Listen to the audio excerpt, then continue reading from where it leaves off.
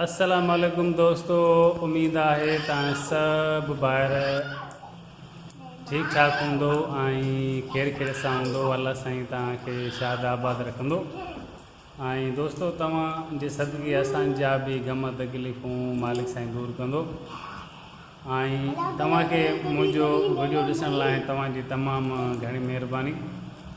ऐं दोस्तों तव्हां अगर मुझे चैनल ते नवा आयो तो प्लीज़ तव्हांखे रिक्वेस्ट है तो तव्हां चैनल के लाइक और सब्सक्राइब कजो।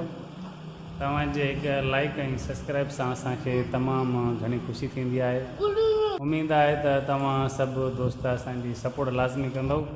दोस्तों हिनमहिल ॾींहं जो थी रहा आहिनि 12:30 असां करे रहिया आहियूं मानी जी तैयारी। उन में ही तव्हां ॾिसी सघो था त वंगो आहे, अंबड़ी आहे, सलाद आहे जेको मां पाण तैयार कर रहियो आहियां। उन में एक मौसमी आहे, अंबड़ी आहे, मौसम जो एक फ्रूट आहे। उन में इनके खाइण घुरिजे, एक थोड़ो ज़ाइको इन जो टाइट आहे।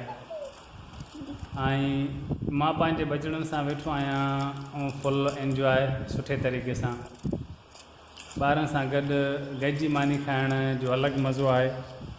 त जेके दोस्त पंहिंजे ॿारनि खां बचड़नि खां परे आहिनि उन्हनि खे इन जो अहसासु लाज़मी हूंदो।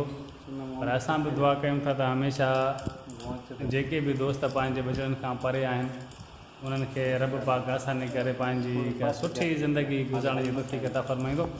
दोस्तों त तव्हां ॾिसी रहिया आहियो त असां बिल्कुलु तयारी करे रहिया आहियूं। हे मुंहिंजो नंढो पुटु आहे। दुकान बंदि करण खां पोइ थोरो टाइम मां पंहिंजे ॿारनि खे ॾींदो आहियां ऐं ॾियणु घुरिजे। ऐं दोस्तों हे तव्हां ॾिसी रहिया आहियो, हे मुंहिंजी दुकान जो ॿाहिरियों बैकग्राउंड हुयो। हे साम्हूं फर्स्ट क्लास साम्हूं दुकान आहे, असांजो पाड़ेसरी आहे। साम्हूं बर्फ़ भी छोकिरो खपाईंदो आहे।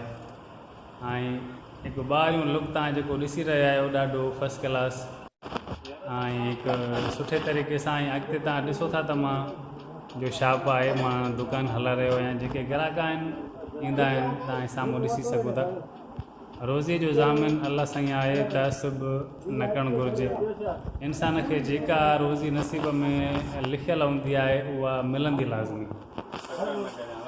इंसान खे पंहिंजी कोशिशि ऐं जुस्तजू हमेशह बरक़रार रखणु घुरिजे, न कि साड़ सद करे ॿिए जी रोज़ी ॾिसी ऐं अजायो टेंशन कंहिंखे बि न खणणु घुरिजे। रब पाक सभिनि खे पंहिंजे गंज मां रोज़ी ॾींदो। दोस्तों ही हुयो अॼु जो व्लॉग जेको तव्हांखे मां हिकु नंढड़ी कोशिशि करे ॾेखारियो। उम्मीद आहे तव्हां सभु दोस्तनि खे पसंदि ईंदो ऐं लाइक सब्सक्राइब तव्हां लाज़मी कंदो ऐं मूं ग़रीब जी तव्हां सपोर्ट लाज़मी कंदो। दोस्तों मिलंदासीं नेक्स्ट वीडियो में। टेक केयर एंड अल्लाह हाफ़िज़। रखिजो पंहिंजो